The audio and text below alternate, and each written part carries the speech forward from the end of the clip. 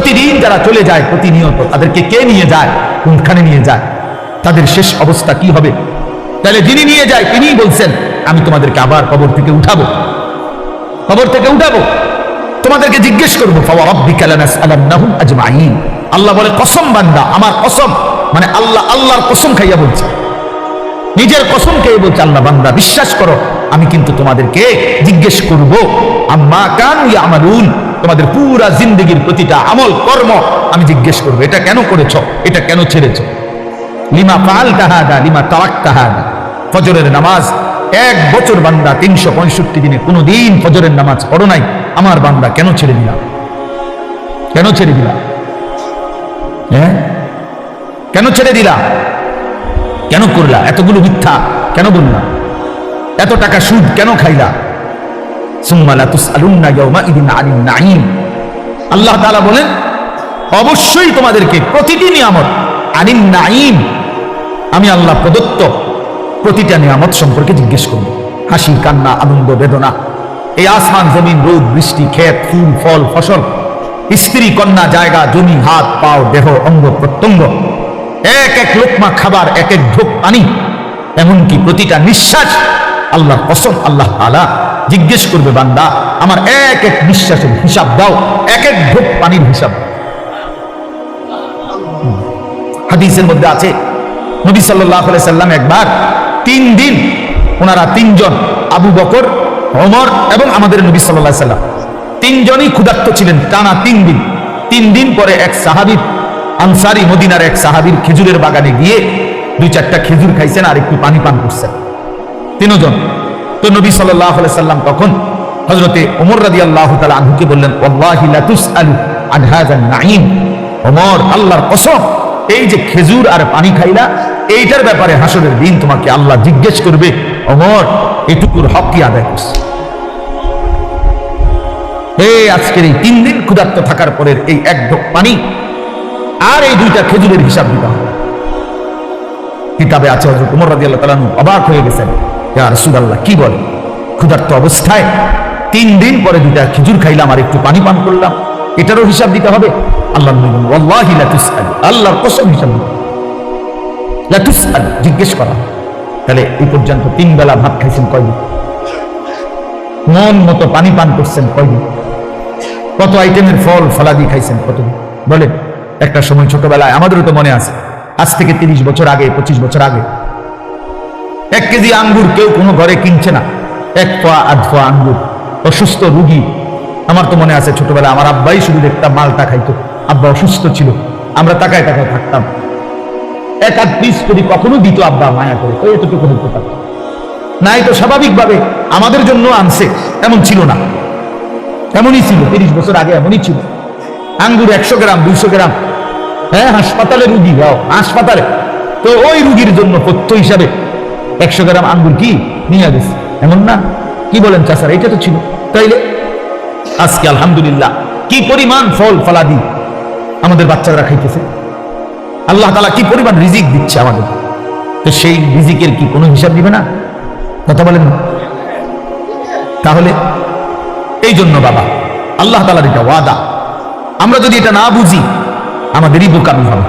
তোমরা যারা কিশোর তরুণ ছেলে অনেকেই আছে, কোনোভাবেই বুঝতে চাচ্ছ না, তুমি মনেই করো না যে তোমার যে মানুষ, তুমি যে মুসলমান, এবং তোমার যে 14 বছরের পর থেকে তোমরা যারা বালেগ হয়েছে, অর্থাৎ যাদের উপরে গোসল ফরজ হয়েছে, যাদের বীর্যপাত হয়, গোসল ফরজ হয়, সেদিন থেকেই তোমার হিসাব পুরাপুরি 100-100, তোমার প্রতিটা নিঃশ্বাসের হিসাব উঠতেছে আমল নামার মধ্যে। তাহলে তোমাকে এই বালেগ হওয়ার পর থেকে প্রথম সেকেন্ড থেকে তোমার হিসাব দিতে হবে। এক একটা চোখের দৃষ্টি, কতবার নারী দেখছো, ছবি দেখছো, নর্তকী দেখেছো, উলঙ্গ ছবি দেখেছো, প্রত্যেকটা পলক নজরের হিসাব দিতে হবে আল্লাহর কাছে। আল্লাহর কাছে প্রতিটা হাত পায়ের অঙ্গের নড়াচড়ার হিসাব আল্লাহ তাআলার কাছে দিতে হবে। আমাদের 16 বছর 18 20 25 বছরের ছেলে পেলে সে মনেই করে না কিছু, যে সে যে একটা মানুষ, সে যে একটা মুসলমান, সে যে আখিরাত আছে, আল্লাহ আছে, রাসূল আছে, কোরআন আছে, কিচ্ছু বুঝে না, কিছুই বুঝে না। কি করে, কেন হাসে, কেন কাঁদে, কেন ঘুরতে আসে, কি করতে আসে, কি করে চুল, কি করে জামা, কি করতেছে, কার লগে আড্ডা দেয়, কেন আড্ডা দেয়, এত ছবি কেন উঠায়, এত ভিডিও কেন করে, কারে দেখাস বেটা? কে দেখে তোর এগুলা? কে দেখে? কার পাগলামি? কে নিজেই মোটরসাইকেল চালায় জোরে, আবার এটা নিজেরটাই নিজের সামনে ভিডিও লাগাই, এটা ভিডিও করে, এটা আবার ফেসবুকে দিল, মানুষের বাকি কিছু পাগলে চাইলো, এই পাগলের পাগলামি। এটা কথা হইলো? মোটরসাইকেল চালানিও ভিডিও করতে হয়, সাইকেল চালানিও, পেশাব পায়খানাও তো ভিডিও করা উচিত, রোডা বদনাও তো ভিডিও করা উচিত। এত ফালতু একজন সুস্থ স্বাভাবিক মানুষের জীবন হতে পারে না, যাকে আল্লাহ তাআলা ন্যূনতম আকল দিয়েছেন। হ্যাঁ, কাউকে আল্লাহ তাআলা যখন লানত হয়, আমি এই জন্য তাই বলি, কারো উপরে যখন আল্লাহর লানত বর্ষণ হয়, তো আল্লাহ তাআলা তার স্বাভাবিক আকল সরায় দেয়। আদাল্লাহুল্লাহু আলা ইলমি, আল্লাহ তাকে তখন পথভ্রষ্ট করে দেয়। ওয়া খাতামা আলা সামঈহি ওয়া কলবি, আল্লাহ তাআলা তার কানে এবং অন্তরে মোহর মেরে দেয়। ওয়া জাআলা আলা বাসারিহি গিশাওয়া, আল্লাহ তার চোখের সামনে পর্দা ফেলে দেয়, ফলে আর সে কিছুই শুনে না, কিছুই বুঝে না, কারণ দিল তো বন্ধ, কানও বন্ধ, চোখও বন্ধ, আবদ্ধ। সে আর আলোর রাস্তা, হেদায়েতের রাস্তা দেখবে কোত্থেকে? সে জান্নাতের রাস্তা দেখবে কোত্থেকে? সে ডানে বামে যেদিকে তাকায় তখন নারী দেখে, ছবি দেখে। সে যখনই হাঁটে চলে তো ছাতের কিছু অসৎ বন্ধু, চরিত্রহীন কিছু লম্পট, এগুলো সারাক্ষণ কোনো মেয়ের কথা, নারীর কথা, উলঙ্গ কথা, অশ্লীল কথা, গালি গালাজ, একটা আরেকটারে লাথি মারে, একটা আরেকটারে ধাক্কা মারে, একটা আরেকটারে দায়িত্ব ধরে। হ্যাঁ, এই এই মানে বিশ্রী কুকুর বিড়ালও যে কথা বলে না, জন্তু জানোয়ারও যে কথা বলে না, এমন হাইওয়ান জানোয়ারের মতো কথাবার্তা বলে। নারী, ছবি, অশ্লীল উলঙ্গপনা, অশালীন অঙ্গভঙ্গি, খালাস। এভাবে দিন শেষ, বাক্যগুলো খাইছে, আবার জানোয়ার ঘুমায় গেছে, ভোর হইলে আবার জানোয়ার উঠছে। না এশার নামাজ, না ফজরের নামাজ, না জোহরের নামাজ, না আসরের নামাজ, কোন নামাজের কোনো খবরই নাই। কারণ জানোয়ারের আবার নামাজ কি, কুকুরের আবার নামাজ কি, শুকরের আবার নামাজ কি, কুত্তা বিলের আবার নামাজ কি, জন্তু জানোয়ারের আবার সিজদা কি? বুঝেন নাই কথা? অতটি সিদ্ধান্ত নিচ্ছে যে আমি মানুষ হব না, আমি হব জানোয়ার, আমি হব কুকুর বিড়াল, আমি হব রাস্তার পশু। অতএব রাস্তার পশুর যেমন কোনো আল্লাহ নাই, বন্দিগি নাই, ইবাদত নাই, আমারও না, আমারও না, আমারও না। এই জন্য ছেলেরা, বাবারা, ছেলেদের দায়িত্ব তোমরা নিজেকে নিয়ে ভাবা, কি করছো? বাবাদের দায়িত্ব আপনাদের ভাবা, আপনারা আপনাদের সন্তান গড়তেছেন নাকি কি করতেছেন? সন্তানরে কি করলেন? আপনি তো সংসার করছেন কইলেন, আমি তো সব সময় প্রতিদিন বলি যে সংসার বলতে কি বুঝলেন? আপনি যে কইলেন আমি আজকে 30 বছর সংসার করলাম, কিটা? খাট পালং সোফা ফার্নিচারেরই সংসার কয় না বউ বাচ্চারে কয় সংসার? একটা মানুষ যদি বলে যে আমি পরিবার নিয়ে এনে বেড়াইতে আইছি, তো পরিবার নিয়ে বেড়াইতে আইলে এ কথা বললে তার মানে খাট সোফা টোফা বেটার ঘরের ফার্নিচার এটি লই আইছে বেড়াইতে নাকি? কি কি নিয়ে আইছে? বউ বাচ্চা নিয়ে আইছে, এই না কথা বুঝায়। তাইলে সংসার বলে বউ বাচ্চারে, পরিবার বলে বউ বাচ্চারে, এই মানুষগুলোর এক সংসার বলে। খাট পালংরে কি বলেন? এগুলো তো বদলায় যায়, এগুলো তো আমনের আমলেও আপনি চেয়ার বদলাইছেন, বদনা বদলাইছেন, বালতি বদলাইছেন, আমনের নিজের আমলেও তো আপনি 40 বছরের ভিতরে কত আসবাব বদলাইছেন না? আগেরটা পুরান, সুন্দর লাগে না মডেল, নতুন করে কিনছে। তো এগুলো তো কিচ্ছু না, মানুষগুলো হলো আমার সংসার।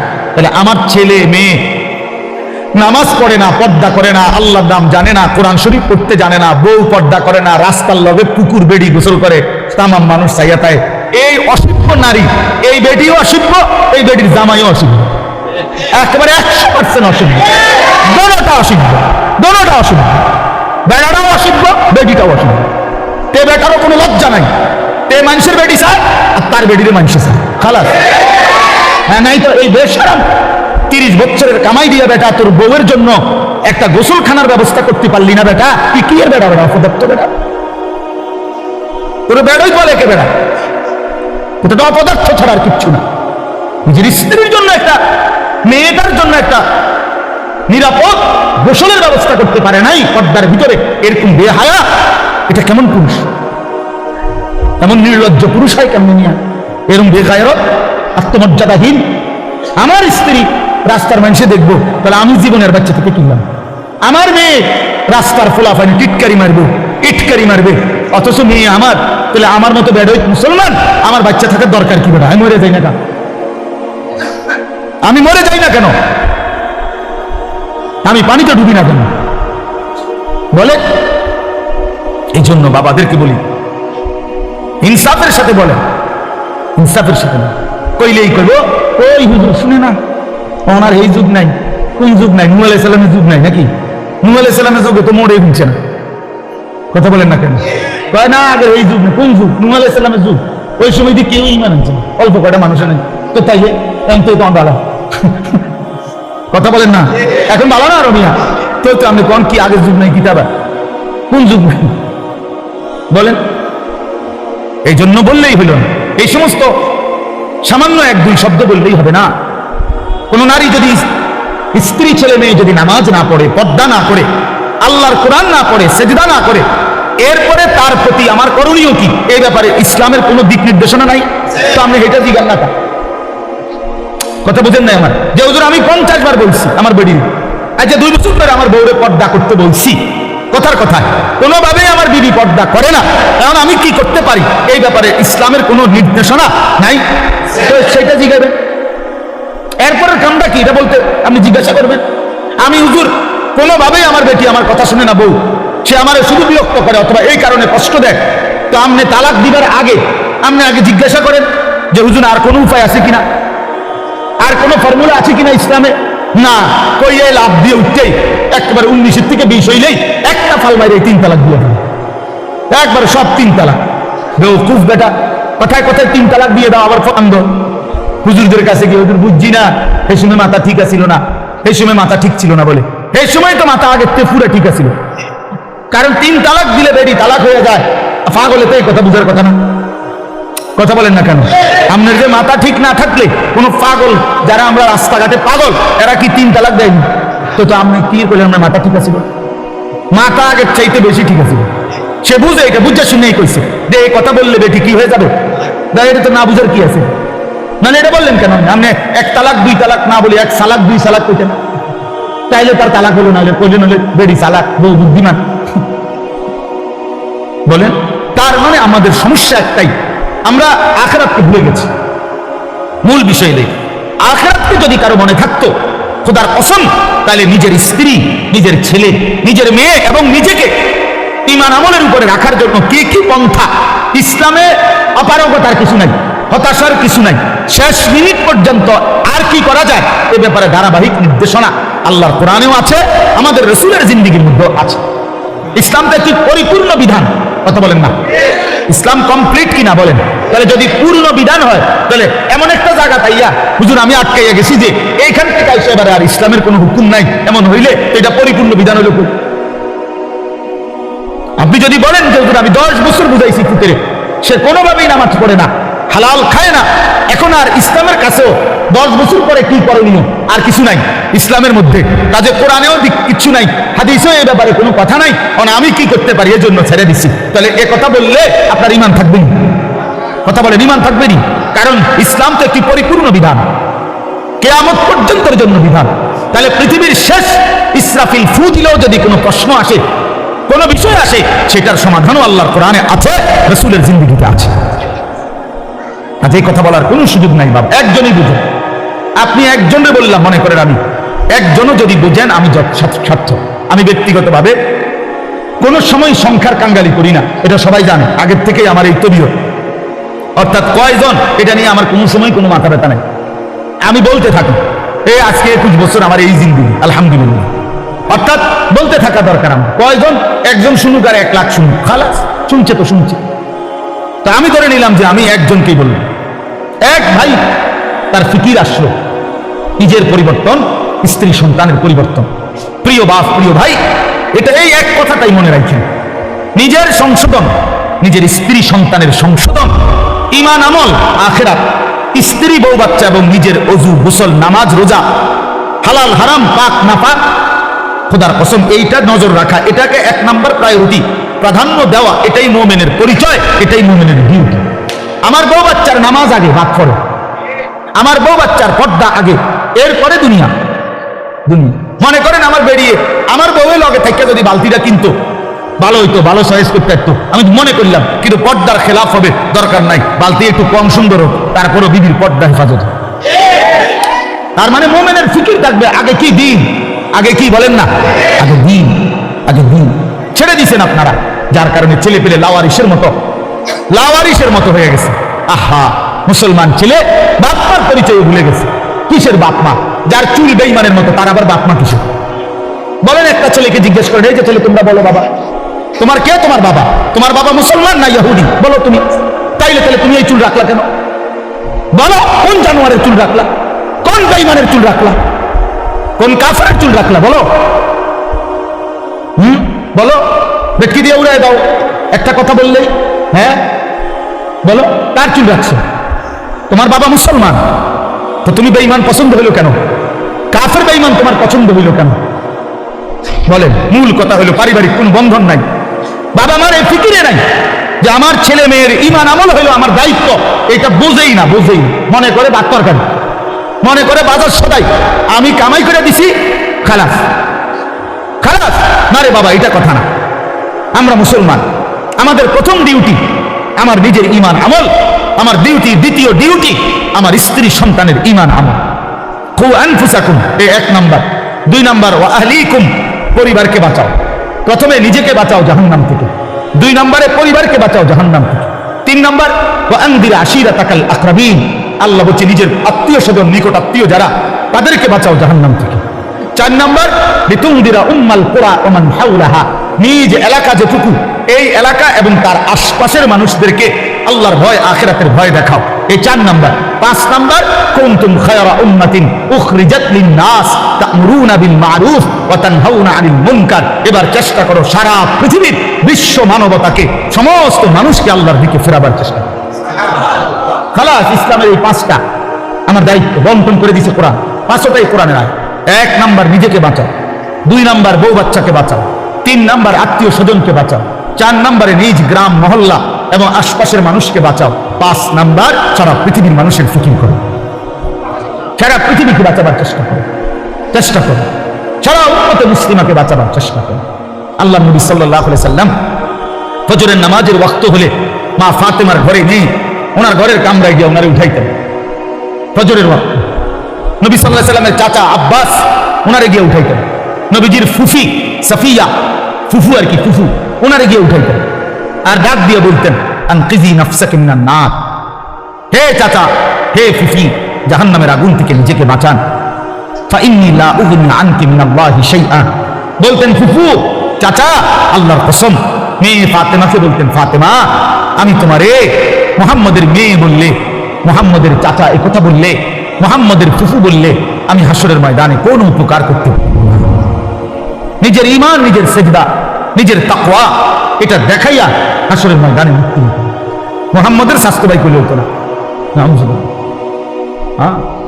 নবী পাকের মেয়ে বললে হবে না, নবী পাকের চাচা বললে হবে না। নবীজির চাচা বললে যদি জাহান্নামের মুক্তি পাওয়া যায়, তো আবু তালেব, আবু লাহাব, আবু জাহেল, আবু লাহাব, তারাও তো বলবে আমি তো চাচা। কথা বলেন না কেন? তাইলে তখন কি হবে? এজন্য নবী বলছেন, না না, আত্মীয়তার পরিচয় হবে না, ঈমান আমলের পরিচয়। ফাইযা নুফিখা ফিস-সূর ফালা আনসাবা বাইনাহুম ইয়াওমাইযিন, আল্লাহ বলেন হাসরের মাঠ যখন কায়েম হবে, কেউ কাউকে কোনো আত্মীয়তার নসব মানে কি? আত্মীয়তা, বংশের কোনো পরিচয় হবে না। ওয়ালা ইয়াতাসাআলুন, কেউ কাউকে ভালো মন্দ জিজ্ঞেস করবে না। ভাইজান কোনো কষ্ট হইতেছে কিনা, চাচা বসতে কোনো অসুবিধা হইতেছে? না না, এখানে কথা কই না, হাসরের ময়দানে। বুঝেন নাই? এখন আমরা জিগাই যে ভাই সাহেব কোনো একটু আরামসে বসেন, বা ওনার একটা চেয়ার দেন, ঠিক আছে না, চাচা মুরব্বী, ওনার একটু আগে বাইরে হইতে দেন, ওনার আমরা এরকম বলি কিনা বলেন?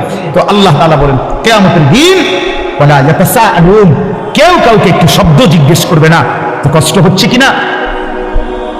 না না, লিকুল্লি ইমরিইন মিনহুম ইয়াওমাইদিন শা'নুন ইউগনি, আল্লাহ বলেন প্রত্যেকেই নিজেকে নিয়েই ব্যস্ত থাকবে। ইয়াওয়াদ্দুল মুজরিমু লাউ ইয়াফতাদি মিন আযাবি ইয়াওমাইদিন বিবানি ওয়া সাহিবাতিহি ওয়া আখি ওয়া ফাসিলাতিহি আল্লাতী তুযি ওয়া মান ফিল আরদি জামিআ সুম্মা ইউনজি। বড় সাংঘাতিক আয়াত এটা। আল্লাহ বলে প্রত্যেকটা নাফরমান পাপী জাহান্নামী কিয়ামতের দিন আল্লাহকে বলবে, আল্লাহ আজকে এই হাসরের ময়দানে আপনি আমার ভাই, আমার স্ত্রী, আমার সন্তান, আমার মহল্লাবাসী, এমনকি গোটা পৃথিবীবাসীকে জাহান্নামে দিয়ে দেন, তবুও আমারে বাঁচায় দেন। ওয়া মান ফিল আরদি জামিআ, প্রয়োজনে জমিনের সমস্ত মানুষকে জাহান্নামে দেন, সুম্মা ইউনজি, তবু আমারে বাঁচিয়ে দেন। এমন আগুন আমি সইতে পারবো না মাওলা। কারণ কোরআন শরীফে আছে যে সরাসরি হাসরবাসী আখিরাতে হাসরের মাঠে ফেরেশতারা জাহান্নামকে টেনে আনবে। ওয়াজিআ ইয়াউমাইদিন বিজাহান্নাম, জাহান্নামকে দুই চোখে দেখবে মানুষ। এই দেখেই তখন প্রতিটা নাফরমান বলবে, মাওলা এমন ভয়ানক আগুন যেটা ধাউ ধাউ করে জ্বলতেছে, তীব্র জাহান্নামের গর্জন, টকবক করতেছে আগুন। আল্লাহ নবী বলবেন, জাহান্নামের বিকট গর্জনে গোটা হাসরের ময়দানের ইমানদার নাফরমান আরে নবী আউলিয়া সিদ্দিক পর্যন্ত চিৎকার দিয়া বলবে, ইয়া রব্বি নফসি নফসি। জিব্রাইলের মতো সাহাবী ফেরেশতা, ফেরেশতাদের কোনো গুনাহই নাই, চিন্তাও নাই, সেই জিব্রাইলের মতো ফেরেশতা হাদিসে আছে হাসরের ময়দানে জাহান্নামের দিকে তাকাইয়া মাটির মধ্যে নিজের হাত বাইরে হাত বাড়ি দিতে দিতে করতে বলবে, ইয়া রব্বি সাল্লিম সাল্লিম, আয় মাওলা আমারে বাঁচান, আমারে বাঁচান, আমারে বাঁচান, আমাকে। আল্লাহ তাআলা বলেন কাল্লা, কিন্তু আল্লাহ বলে কখনোই না। ইন্নাহা লাযা, রব্বুল আলামিন বলেন এটা জ্বলন্ত ধাউ ধাউ করে প্রজ্বলিত আগুন। নাযাতাল লিশশাওয়া, রব্বুল আলামিন বলেন না ফরমান এই মুহূর্তে জাহান্নামের আগুনে ফেলা হবে প্রথম সেকেন্ডেই, প্রথম মিনিটেই। নাযাতাল লিশশাওয়া, সারা দেহের গোশত চামড়া হাড্ডি প্রথম মিনিটেই, এক সেকেন্ডেই একদম জ্বলে ভুনা হয়ে যাবে। নাযাত অর্থ এটা মাশবি, মানে ফ্রাই ফ্রাই ফ্রাই হয়ে যাবে, ভুনা হয়ে যাবে, ভুনা এক মিনিটেই ভুনা হয়ে যাবে। নারুল্লাহিল মুকাদা আল্লাতী তাত্তালিউ আলাল আফইদা, আল্লাহ বলে বান্দা জাহান্নামের আগুন মনে রেখো আমি আল্লাহর জ্বালানো আগুন। এই আগুন তো আমি জ্বালাইছি। কে জ্বালাইছি? এই আগুন আমি আল্লাহর জ্বালানো আগুন। দুনিয়ার তোমরা লাকড়ি জমা করে তোমরা আগুন জ্বালাইছো এমন না, জাহান্নামের আগুন আমি আল্লাহর, নারুল্লাহিল মুকাদা, আমি আল্লাহর প্রজ্বলিত আগুন। অতএব আমার এই আগুনে যখন ফেলা হবে, আল্লাতী তাত্তালিউ আলাল আফইদা, দুনিয়ার আগুন যখন কারো দেহের মধ্যে লাগে, ছুটাছুটি করে কিংবা পানি দিয়ে যে কোনো ভাবে যদি রক্ষা করা যায়, তাইলে হয়তো হাত পুড়ে গেছে বাকিটা বাইচা গেছে, পাও পুড়ে গেছে বাকিটা বাইচা গেছে, এমন হয় কিনা? তো রব্বুল আলামিন বলেন জাহান্নামের আগুনে যখন ফেলবে, আমার এই প্রজ্বলিত আগুন ফেলতেই প্রথম মিনিটেই বান্দা তোমার সারা দেহ এমনকি তোমার কলিজা সুদ্ধা প্রথম মিনিটেই জ্বালায় ফেলবে। একই সাথে একই মুহূর্তে বাহির এবং ভিতরের কলিজাটা সুদ্ধা ভুনা করে ফেলবে। আল্লাতী তাত্তালিউ আলাল আফইদা, আফইদা। কি মনে করছো নওজোয়ান? আগে নয়তো সিদ্ধান্ত নাও আখিরাত নাই, এবার বেডি চাও, কোনো অসুবিধা নেই। তুমিও ল্যাংটা হয়ে যাও, ছবিও দেখো ল্যাংটা। দেখো যুবক, আমি বললাম তুইও লুঙ্গি খুলে ফেল, কাপড় খুলে ফেল নাফরমান, আর নর্তকীও দেখ, তোর কাপড়ও খুলে ফেল, নর্তকীর কাপড় তো খোলাই, যা দেখ। তবে আগে সত্য হলো একথা বুঝাপড়া করে নাও, কারোর সাথে হিসাব মিলাইয়া নাও যে আসলে যে হুজুররা বলে কবর হাসর আখিরাত, এটি আসলে মিশা কথা নেই, এই কথা কারোর থেকে জিজ্ঞাসা করে নাও। কথা বোঝেন নাই আমার? এটা যদি ফয়সালা হয়ে যায় যে হ্যাঁ এগুলো নাই, তো ঠিক আছে বন্ধু, নাচো গাও ফুর্তি করো, যা মন চায় তাই করো। কিন্তু এই কথার তো কোনো কাফেরও আজ পর্যন্ত বলে নাই যে কবর হাসর আখিরাত নাই। না, হিন্দুরাও তো স্বর্গ নরক কয় না? কথা বলেন না কেন? হিন্দুরা মরলে আমরা যেরকম কই মরহুম, হেরাতে কয় স্বর্গীয় উমক, তো হিন্দুরাও তো বলে। কাফের বেঈমানও তো বুঝে পরকাল, তুমি বুঝো না কেন? কাফের বেঈমানের পরকালের ধারণা ভুল ধারণা, মানে পরকাল মানে, কিন্তু পরকালের ব্যাপারে তারা যে ধ্যান ধারণা এটা তাদের ভুল। কিন্তু আমরা মুসলমান, আমাদের পরকালের ব্যাপারে বর্ণনা একেবারে স্পষ্ট। কোরআনুল কারীমের 3 ভাগের 2 ভাগে আখিরাত। আখিরাত নবী সাল্লাল্লাহু আলাইহি সাল্লামের সারা জিন্দেগীর চোখের পানি উম্মতের জন্য যে কাঁদছেন 23টা বছর, কি জন্য? আল্লাহ 23 বছর নবী কাঁদছেন উম্মতের জন্য। কেন? দুনিয়ায় যেন বাত মাসে কষ্ট না পায় উম্মত, এজন্যই তো না? কথা বলেন, উম্মত যেন বাতে মাসে কষ্ট না পায় দুনিয়ায়, বউ বাচ্চা লইয়া যেন সুখে চলতে পারে, এই জন্যই তো নবীর 23 বছরের চোখের পানি, নাকি? তাহলে কি জন্য? কথা বলেন না, কোন জায়গার জন্য কাঁদছেন? তো সেই আখিরাত মিথ্যা, নবীর 23 বছরের চোখের পানি মিথ্যা। তাহলে আপনারা কি বুঝলেন বাবা? যারা নামাজ পড়েন না, কেন পড়েন না?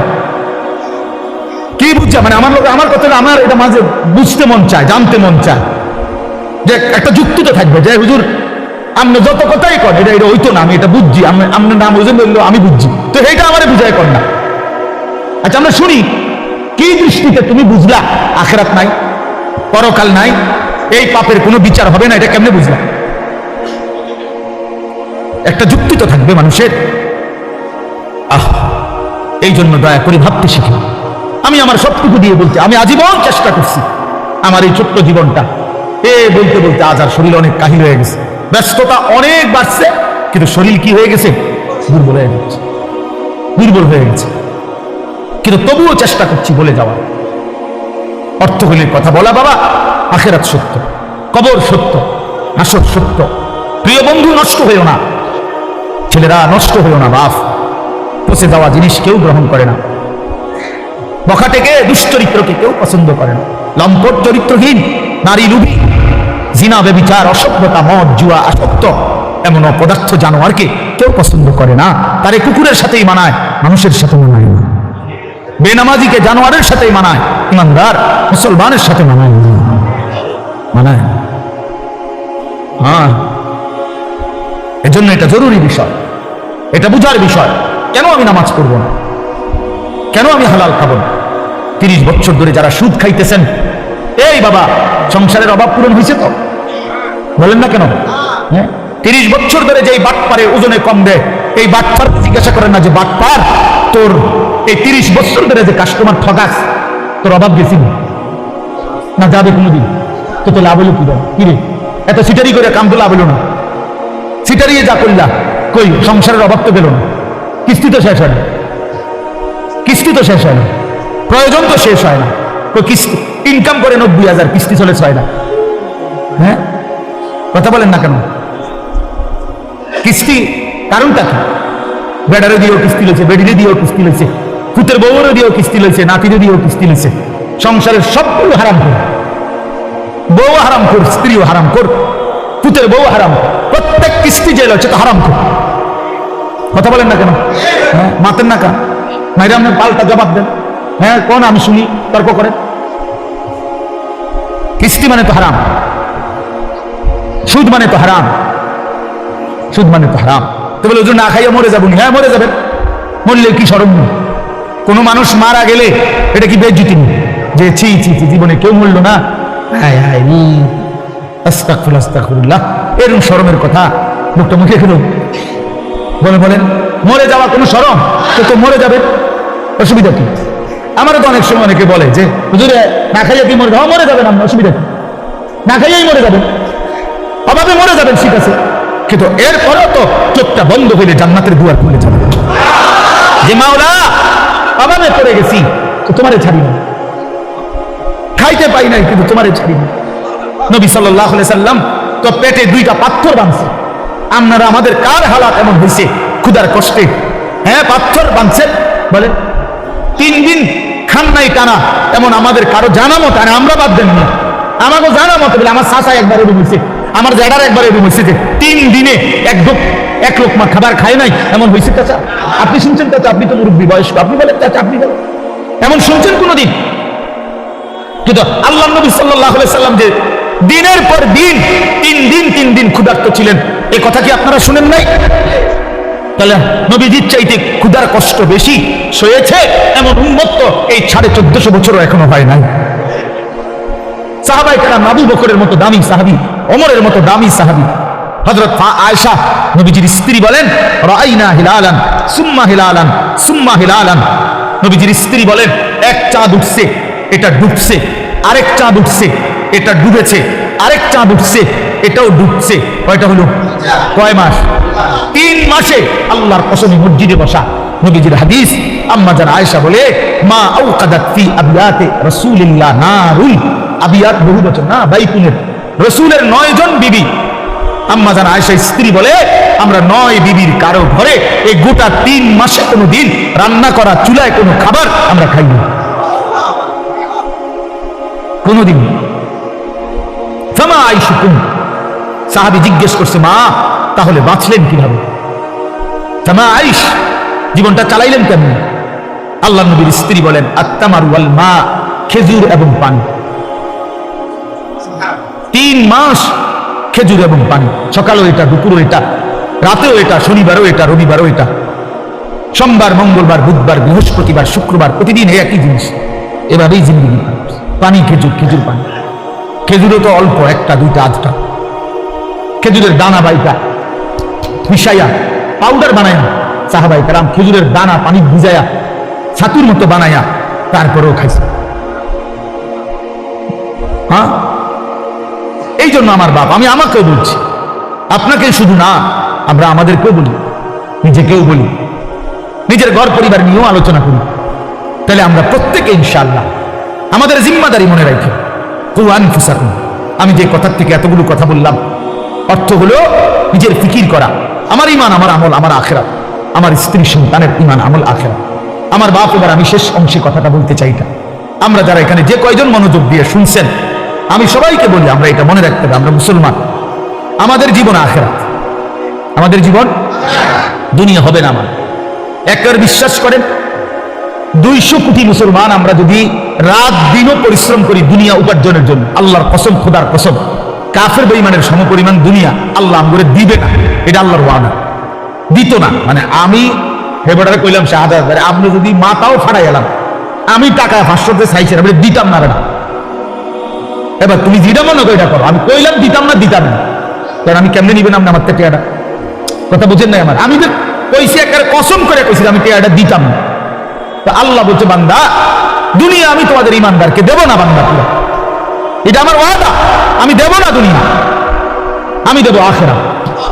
আখিরাতে আল্লাহ বলছে, বান্দা দুনিয়া আমি তোমার প্রয়োজন মাফিক দিচ্ছি, আর কাফিরকে দুনিয়া বেশি দিলাম, তবে আখিরাতে পুরাটা তোমাদের ইমানদারদের জন্যই বরাদ্দ রাখলাম, বেঈমানকে 1 ঢোক পানিও পান করতে দেব না। 1 ঢোক পানি, চোখটা বন্ধ হইলে কোনো বেঈমান আর 1 ঢোক পানি পাবে না, 1 লোকমা খাবার আর কোনোদিন মিলবে না। লা ইফাত্তারু আনহুম ওয়া হুম ফীহি মুবলিসুন, আল্লাহ বলে জাহান্নামী, জাহান্নামের আগুনে 1 সেকেন্ডের জন্য বিরতি পাবে না। লা ইফাত্তারু, বিরতি হবে না। কি ভাই, তাহলে আমরা কি লেগে লাফালাফি করতেছি? আমরা কেন এরকম পাগল হয়ে গেলাম? পারতেন না তো? দুনিয়া আমরা বেঈমানদের সমপরিমাণ হবে না, এটা আল্লাহর ওয়াদা, আল্লাহর ওয়াদা। যার হাতে সব, তিনি বলতেছেন আমি তোমারে দিতাম না, আপনি কীর্তন কারাগারি করেন কেন? এই সাফাসাফিটা করতেছেন, উনি কইলো দিত না, বলেন বলেন। একজন ফুট বিদেশ ফারাইয়া আমরা এখানে বিরাট কিছু করে লাগবেন, কিতা এ ঘুরে ঘুরে ফাঙ্গাসার তেলাপিয়া আমরা জানি না। আর কিতা যার ফুট ইটালি এবার কিতা খায়? হ্যাঁ, যার 3 ফুট বিদেশ এবার কি খায়? হ্যাঁ, কি খায়? বন্যাতা করলা, বুন্ডুল ফুলকপি আর পাতা কপি, পারবের মুরকা আর কক মুরকা, আর কিতা খান আপনি? আপনি কি বাঘের গোস্ত খান নাকি? তা খাইবেন না আপনি ফুট ইটালি? আপনি কি লেগে হুদা মুরগের গোস্ত খাবেন? ওইটা আমরা আঙ্গাল কাঙ্গাল রাই খাই। আমরা তো প্রতিবেলা সিংহের গোস্ত খাওয়া দরকার, আমি 3 ফুট বিদেশ। কই দুনিয়া কি ভোগ করছি আমরা? এই সামান্যটুকু দুনিয়া, 3 বেলাও তো আমরা ঠিক মতো সামান্য টুকুর খাবার খাই, এইটুকুর জন্য আখিরাত ছেড়ে দিলেন। একটা অটো ড্রাইভারের সারাদিন ইনকাম কত? সব যাইয়া তুই 300 টাকা অটো থাকে না, এই 300 টাকার জন্য আল্লাহকে ছেড়ে দিলেন। একটা সিএনজি ড্রাইভারের ইনকাম কত? সারাদিনে 700-800 টাকাও তো থাকে না, সব মালিক জমা, গ্যাস, এরপরে রাস্তার যে খরচ, ওই যে জায়গায় জায়গায় টাকা দিতে হয় না, জিবি না কি কয় দিবে, এগুলো দিয়া থিয়া 700-800 টাকাও তো থাকে না। তো 700-800 টাকার জন্য মহান আল্লাহকে ছেড়ে দিলেন, 5 ওয়াক্ত নামাজ ছেড়ে দিলেন। 300 টাকার জন্য 1 ওয়াক্ত নামাজ পড়তে পারলেন না, 700 টাকা মিলাইতে গিয়ে 1 ওয়াক্ত নামাজ পড়লেন না। হায় হায় নাফরমান, কত বড় নাফরমান। একটা চা দোকানদার, তার ডেইলি ইনকাম কত? 30,000। কথা বলে না? হ্যাঁ, তাহলে বড় জোর 500 টাকা। তো বড় জোর 500 টাকা বেটা নাফরমান, 500 টাকার জন্য আল্লাহকে ছেড়ে দিলি, 1 ওয়াক্ত নামাজও পড়লে না। ছি ছি ছি ছি। ঠিক, তোমরা যুবকরা বলো বাবা, 12,000 টাকার একটা মোবাইলের জন্য আল্লাহকে বাদ দিয়ে দিলা। কিছুক্ষণের এই নারী ছবি, বন্ধুদের এই আড্ডার জন্য এত বড় মহান আল্লাহ যে তোমাকে খাওয়ায় পড়ায় লালন পালন করে, তাকে বাদ দিয়ে দিলা বাবা। ইনসাফ না এটা। অতএব আমাদের কথা এটাই, আমাদের জিন্দেগি আখিরাত। আমাদের জীবন কি? আমাদের প্রস্তুতি কিসের জন্য? আমাদের সারাটা দিন রাত কিসের জন্য? কোরআন শরীফে আছে, আল্লাহ বলছেন অহুয়াল্লাযী জাআলা আল-লাইলা ওয়ান-নাহারা খিলফাতান লিমান আরাদা আন ইয়াযাক্কারা আও আরাদা শুকুরা।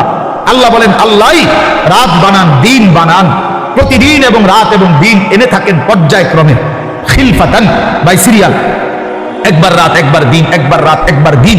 কেন বানায়? আল্লাহ নিজে বলতেছেন আমি রাত এবং দিন বানাই লিমান আরাদা আন ইয়াযাক্কারা, যারা যারা আমি আল্লাহকে স্মরণ করতে চায়, আমার ইবাদত করতে চায়, আমি তাদের জন্য রাত দিন বানাই। হ্যাঁ, আমার বান্দা যদি রাত না হয় মাগরিব পড়বে কেমনে, আসবে কেমনে, ফজরের নামাজ পড়বে কেমনে, আমার বান্দা সারাদিনের পরিশ্রমের জন্য বিশ্রাম করবে কেমনে? এই জন্য আমি রাত বানাইলাম। আমি যদি দিন না বানাই তো আমার বান্দা ফজর করবে কেমনে, জোহর করবে কেমনে, আসর করবে কেমনে, হালাল উপার্জন কেমনে করবে?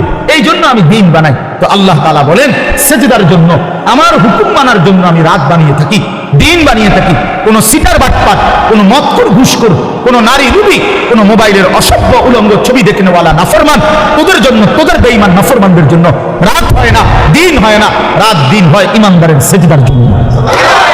এই জন্য বাটপার সিটারগুলো, লম্পট দুশ্চরিত্রগুলো, সুদখোর হারামখোরগুলো এই নামাজি ইমানদার বান্দাদের উসিলায় বাকিগুলা বাদ খায়। এদের বরকত, এদের বরকত। সিটার বাটপার চলে এদের উসিলায়, নাইলে এগরে খাওয়াইল না। যদি সেজদাওয়ালা না থাকতো, যদি ইমানওয়ালা না থাকতো, যদি তালিব ইলম না থাকতো, যদি উলামায়ে কেরাম জমিনে না থাকতো, যদি আল্লাহর কোরআন পড়নেওয়ালা কেউ না হতো, আল্লাহর জিকির যদি উচ্চারিত না হতো, তাহলে কোন নাফরমান বেঈমানের জন্য আল্লাহ পাক রাতও বানাইতেন না, দিনও বানাইতেন না। আল্লাহ আমাদেরকে বুঝ দান করেন। অতএব এখন শেষ কথা হলো, আমরা যদি বুঝে থাকি এই কথাটা যে আমাদের মূলত জীবন আখিরাত, আমাদের প্রস্তুতি আখিরাত, আমাদের রাত আখিরাতের জন্য, আমাদের দিন আখিরাতের জন্য, আমাদের যৌবন আখিরাতের জন্য, কিশোর তোমার কৈশোর আখিরাতের জন্য, বয়স্ক বাবা আল্লাহ আপনাকে একটু হায়াত বেশি দিছে আখিরাতের জন্য, বিড়ি খাওয়ার জন্য না, চা দোয়ানে গপ মারার জন্য না, সারাদিন একটার পর একটা পান খাওয়ার জন্য না। আখিরাত আপনাকে দিছেন আল্লাহ তাআলা, জীবন হায়াত আখিরাতের জন্য। এই আখিরাত কামাই করা, পরকালের পাথেয়, পরকালের পুঁজি, কবর হাসর আখিরাতের পুঁজি সংগ্রহের একটা শ্রেষ্ঠতম মাস, একটা বড় সিজন, একটা বড় মৌসুম, এটা হলো মাহে রমজান। এই কথাটা আমি বলতে, সিজন বুঝতে হয়। বুদ্ধিমান ব্যবসায়ী, হ্যাঁ বুদ্ধিমান কৃষক জমিনে ফসল করবার আগে সিজন চিনে যে এখন কোনটা লাগাইতে হবে। কথা বুঝছেন? সিজন হলো আলুর, আপনি লাগাইছেন টমেটো, তাহলে হইতো না। সিজন চিনতে হবে, কোন সময় কোন তরকারির মৌসুম, কোন সময় কোন ফসলের মৌসুম। ব্যবসায়ীও সিজন বোঝে।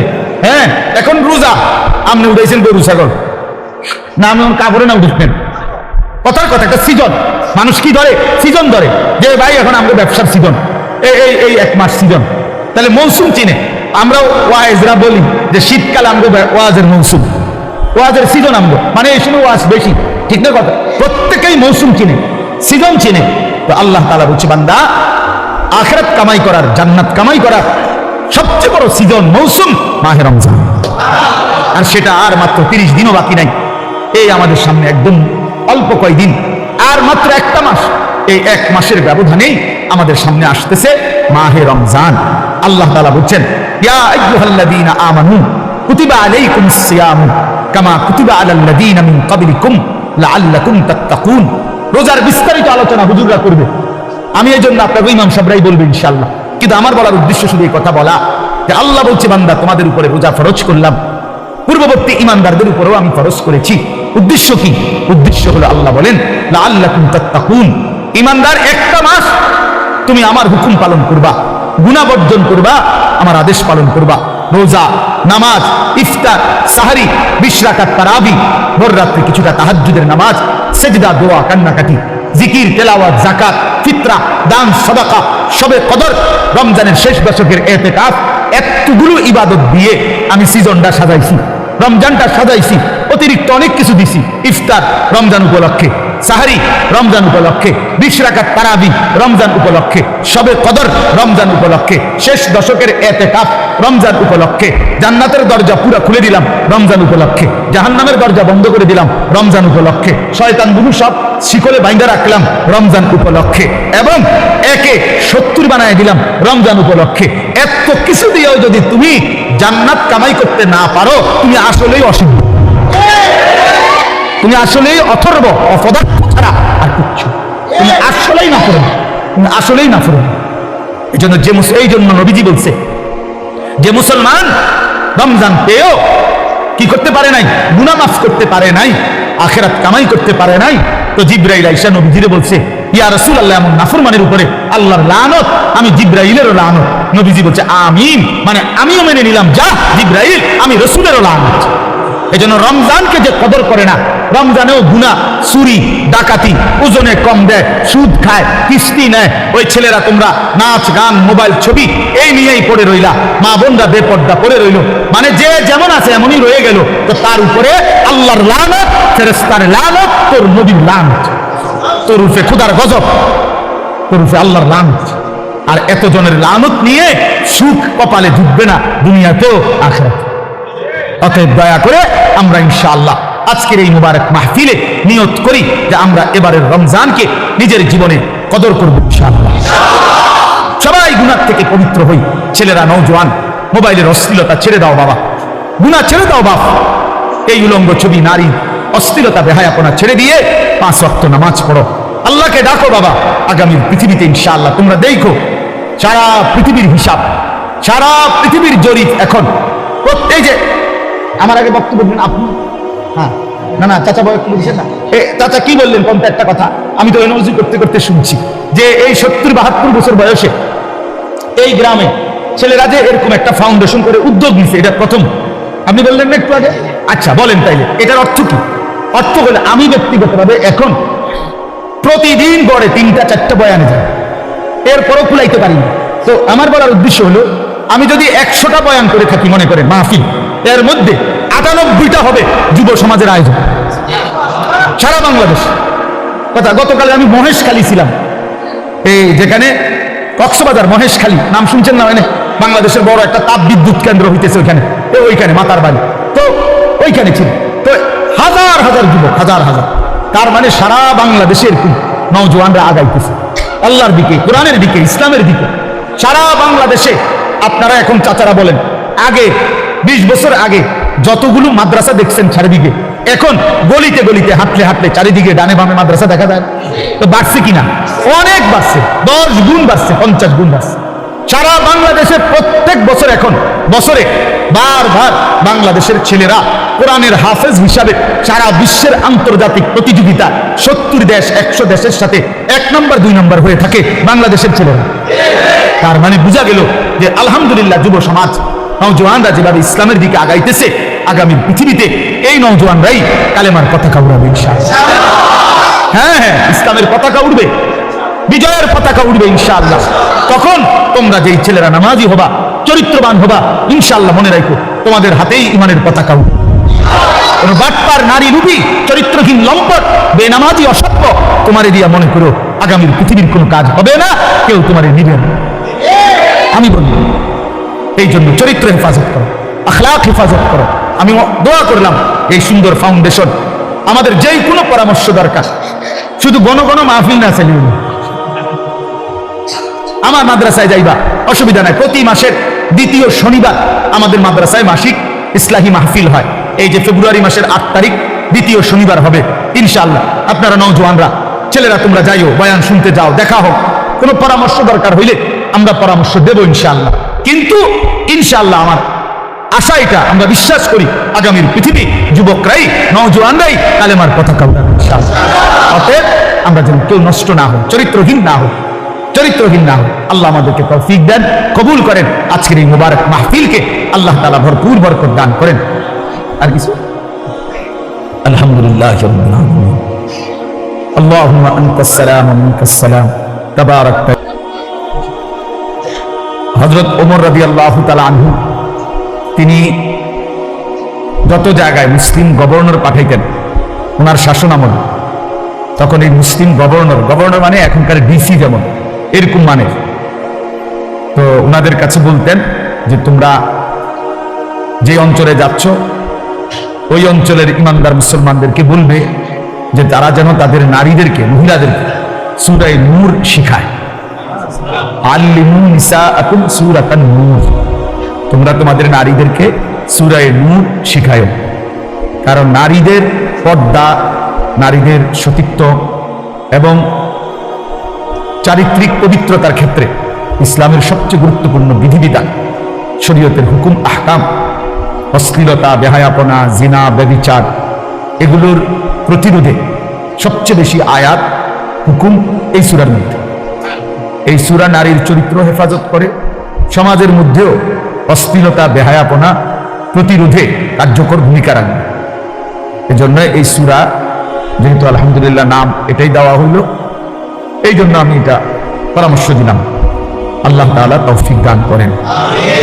বাংলা অনুবাদের জন্য সবচেয়ে সুন্দর হলো তাফসিরে তাওজিহুল কোরআন, একটা তাফসির আছে 3 খণ্ডে, ঢাকা মাকতাবাতুল আশরাফ থেকে প্রকাশিত।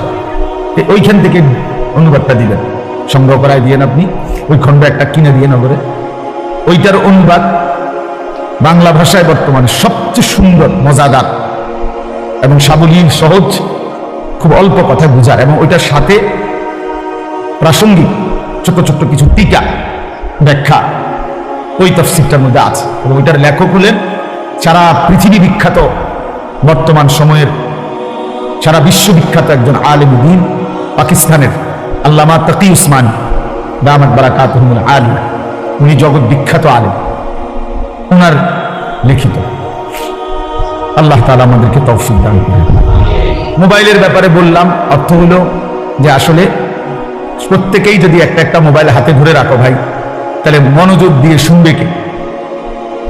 সবাই যদি আমরা অন্যেরকে নিয়ে যাই, আমি অন্য করে শুনাবো, অন্যদেরকে আমি সংশোধন করবো, তো তুমি ভালো হবে কোন দিন?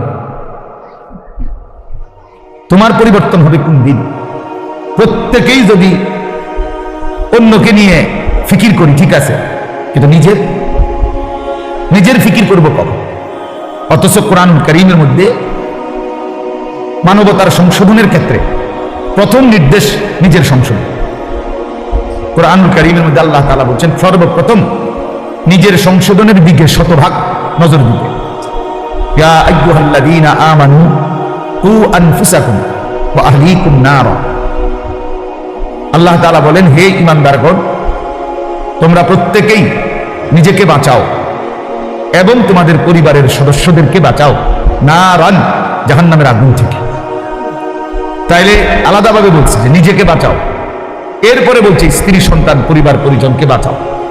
তাহলে নিজেকে বাঁচাও, এটা আলাদা হুকুম, আলাদা হুকুম। এজন্য নিজের ফিকির করা, নিজের সংশোধন, আমার ঈমান, আমার নামাজ, আমার চরিত্র, আমার আখলাক, আমার চলাফেরা, আমার কথাবার্তা, আমার আচরণ, লেনদেন, এটা ঠিক করা। আমার কবর, আমার আখিরাত, আমার হাসর, আমার মিজান, আমার ফুলসিরাত, এই নিজের ফিকির করা। আমি মরলে আমাকে, আমার জিন্দিগি নিয়ে আমি চলে গেলাম, এরপরে পৃথিবীতে অনেক কিছু হইতে পারে, কিন্তু আমি তো নাই। আমার মৃত্যুর পরে পৃথিবীর সব মানুষ যদি চাঁদের দেশেও জায়গা, আমার লাভ কি? আমি তো নাই, আমি তো কবর। এই জন্য নিজের ফিকির করা, ইমানের ফিকির, আমলের ফিকির, এটা খুব জরুরি। কোরআনুল কারীমের মধ্যে আল্লাহ তাআলা বলেন, ইয়া আইয়ুহাল্লাযীনা আমানু আলাইকুম আনফুসাকুম, হে ঈমানদারগণ, নিজেকে মজবুতভাবে আঁকড়িয়ে ধরো। আলাইকুম আনফুসাকুম অর্থ হলো নিজেকে সাজিয়ে তোলো, নিজেকে গড়ে তোলো আখিরাতের আলোকে, ঈমান ইসলামের আলোকে। এটা আল্লাহ তাআলার আদেশ। কোরআন শরীফে আল্লাহ বলেন, ওয়া'মুর আহলাকা বিস-সালাতি ওয়াসতাবির আলাইহা, তুমি তোমার পরিবারের সদস্যদেরকে নামাজের আদেশ করো এবং নিজে নামাজের উপরে অত্যন্ত মজবুত, দৃঢ় থাকো। অর্থাৎ কোনো অবস্থাতে নিজের এক ওয়াক্ত নামাজও ছেড়ো না। নিজেকে ভুলে মানুষের সংশোধন, নিজের ঈমান, আমল, নামাজ, রোজা, আপনি ওটা মেল করতেছে, ওটা সংশোধন করে, গ্রামে কাজ্জা ফাসাদ এগুলোর সমাধান করে, জোহরের নামাজও পড়ে নাই, আসরের নামাজ, ওটা মেল করে, জনসেবা করে। আপনার এই জনসেবার দরকার কি? আপনারে কে বললো যে নিজের নামাজ বাদ দিয়ে মানুষের সেবা করতে? এটা আপনারে কোন ইবলিসে কইল? এটা কে বলল? এটা কোন ধরনের জনসেবা? আমি পেশাবের উপরে দাঁড়াইয়া আরেকজনের ভালো পানি দিয়ে গোসল করা, এবার নিজে দাঁড়াই দিচ্ছে পেশাব, বুঝছেন না? নিজে মদ খাই, আরেকজনের মধু খাওয়া। তাহলে এইখানে আহাম্মকি ছাড়া আর কিচ্ছু নাই। তার জন্য নিজের সংশোধন আগে, মানুষের সেবা, মানুষের কল্যাণ অবশ্যই ভালো কাজ, কিন্তু সেইটা হবে আমার নিজের সংশোধন শতভাগ ঠিক রেখে, শতভাগ ঠিক। আমার মাহফিলের দেরি হয়ে যাইতেছে এখন, আমার মাগরিব বাদ এখানে বয়ান করার কথা আছে, আমার আরো 2টা মাহফিল আছে আজকে। এখন আমি চিন্তা করলাম যে ধরে আমার ওয়াজ যেহেতু ক্ষতি না হয়, মাগরিবের নামাজ বাদ দিয়ে লাই টানা আয়সা করি। তাহলে আপনারা যে সময় মাগরিব পড়তেছিলেন তখন তো আমি যদি টানা আয়সা করতাম, তাহলে এই আধা ঘন্টা টাইম ফাঁকি যায় যে সময় আপনারা নামাজ পড়ছেন, সুন্নত করছেন, তো আমি তো আইতে পারতাম। আপনি আইয়া বুঝলেন, নইলে আমার তো দরকার আমরা করে হেদায়ত করেন, আমি জাহান্নামে গেলে গেলাম, ঠিক না? এটাই তো বুদ্ধিমানের কথা নাকি না? আমি ঠিক এই সাফিতলা বা জামাত নামাজ পড়ে তারপরে আসছি, কথা বুঝছেন কি? এই তাহলে এটা হলো বুঝের হিসাব যে আমার নামাজ বাদ দিয়ে বুঝি আমি আপনার মাহফিল ধরতে গেলাম। কেন 10 মিনিট দেরি হলে কি হবে? আধা ঘন্টা দেরি হয়েছে, 8 পিস হয়েছে, খালাস। এই জন্য বললাম নিজের সংশোধনের ফিকির কিশোর, নওজোয়ান, বয়স্ক সবার মধ্যে বাবা এটা দরকার। এই জন্য আমরা যে মোবাইল সবাই মিলে ব্যস্ত, অন্যকে শোনাবো, অন্যকে দেখাবো, তো নিজের পরিবর্তন হবে কখন? এই জন্য এতে নিজের পরিবর্তন হয় না। মোবাইল হাতে ধরে রাখলে মনোযোগ হয় না, দিল জমে না, কথার মধ্যে আগ্রহ তৈরি হয় না, নিজের অন্তরে কোনো বিবেচনা, বিবেক, দিল জাগে না, প্রেরণা আসে না। এক তো হলো হুজুর আসছে, ওনারে চিনি, ওনা এখন অনেক লোকে হয়তো ওনার বয়ান শুনে আমিও আসছি, হ্যাঁ, উড়াউড়ি করে, দৌড়াদৌড়ি করে, দফাদফি করে আসলাম, দেখলাম, হুড় করে আবার চলে গেলাম, খালাস। এটা তো কোনো জিন্দিগি না বাপ। এই জনপ্রিয়তা দিয়েই হবে কি? আর এই আসা যাওয়ার দ্বারা হবে কি? মানুষ জমলো 10 লাখ, মানুষ জমলো 10,000, কিন্তু যার মতো, আমি আমার মতো, উনি উনার মতো, প্রত্যেকেই আগের মতো, তো লাভ হলো কি? বললো কারে, শুনলো কারে, আয়োজন করলো কার জন্য? তারা ইনসাফের কথা বলে। যিনি বিড়ি খায় উনি বিড়িয়ে খায়, যিনি সুদ খায় উনি সুদে খায়, যিনি মিথ্যা বলে তিনি মিথ্যাই বলে, যিনি কথায় কথায় গালি দেয় তো আপনি গালিই দিচ্ছেন, যার দোকানে টেলিভিশন, চা দোকানে নাচ গান চলে তো চলতেই আছে, যার ঘরে পর্দা পুশিদা নাই, বউ বাচ্চা স্ত্রী কন্যা, তো সেইভাবেই চলতেছে, যার ছেলে নামাজ পড়ে না তো পড়েই না, যার মেয়ে পর্দা করে না তো করেই না। তো এই ইমাম সাহেবদের এই প্রতি সপ্তাহ বয়ান তাহলে কার জন্য, কাকে করে এগুলো? এই কোরআন আল্লাহ তাআলা তাহলে কার জন্য নাজিল করলেন? তাদের দেশের মানুষের জন্য? রাসূলুল্লাহ সাল্লাল্লাহু আলাইহি ওয়াসাল্লামের 23 বছরের মেহনত কার জন্য? কার জন্য তিনি এই কাঁদলেন, এই চোখের পানি ফেললেন, তায়েফের এত রক্ত ঝরাইলেন, পেটে 2টা পাথর বাঁধলেন ক্ষুধার কষ্টে, ঘরের চুলায় 3 মাস, নবীজির স্ত্রীরা বলছে টানা 3 মাসও গেছে, কোনোদিন 3 মাসে ঘরের চুলায় রান্না করা কোনো খাবার খাই নাই আমরা। তো এইভাবে রাত দিন ক্ষুধার্ত, রক্তাক্ত, চোখের পানি, এইভাবে নবীজি কষ্ট দিবানিশি করে, মাকসাদ, উদ্দেশ্য কি ছিল? তাই নবীজির নাম ব্যবহার করে আমরা কিছু জিলাপি খাবো, খিচুড়ি খাবো, বিরিয়ানি খাবো, খালাস। এই তো 23 বছর নবীজির মেহনতের খোলাসা, মানে লক্ষ্য উদ্দেশ্য, ঠিক না? তাই ইনসাফ কি বলে, বিবেক কি বলে? এই জন্য প্রিয় বাপ, প্রিয় ভাই, এটা জরুরি বিষয়। নিজের পরিবর্তন, নিজের সংশোধন, নিজের ফিকির খুব জরুরি, খুব জরুরি। মানুষের কল্যাণ এটা উত্তম, কিন্তু নিজেকে বাদ দিয়ে না, নিজেকে ভুলে না, নিজেকে ছেড়ে দিয়ে। এই সংসারের জন্য আমি আমার জীবনটা হুজুর শেষ করে নিলাম। কি লেগে আপনি শেষ করলেন সংসারে? আমরা কইছে কোন ছাগলে আপনারা বলছে সংসারের লেগে জীবনটা শেষ করতেন? এটা কোথায়? কোরআন শরীফের কোন আয়াতে লিখছে আল্লাহ যে হে ইমানদার, জিভুতের বাট্টারকারীর লেগে জীবনটা শেষ করে দাও, নামাজ, রোজা, ওযু, গোসল, হালাল হারাম কিচ্ছুর দরকার নাই, বাসা বাসিন, শুধু পয়সা কামাই করবা, আর জিভুতের শুধু বাট খাওয়াইবা, বিল্ডিং করবা, দোকান করবা, যেমনে পারো, সুদে পারো, কিস্তিতে পারো, ফুদ বিদেশ পাঠাইবা, মাইয়ারে সুদে টাকা লইয়া পারো, কিস্তিতে টাকা নিয়ে পারো, মেয়েরে বিয়া দিয়া দিবা, বা যেভাবে পারো মরের আগে আগে জিভুতের বিল্ডিং জমি ঠিক করে দিয়া যাইবা। এই কথা আপনারে কে বলছে? কোন ইবলিসে বলছে? কোন শয়তানে বলেন? ইনসাফ করে বলেন, কোরআনের কোন আয়াত যে আল্লাহর বান্দা তুমি ওযু, নামাজ, হালাল হারাম, পাক নাফাক, জায়েজ না জায়েজ বাদ দিয়ে শুধু কামাই করো আর জিফুত পালো?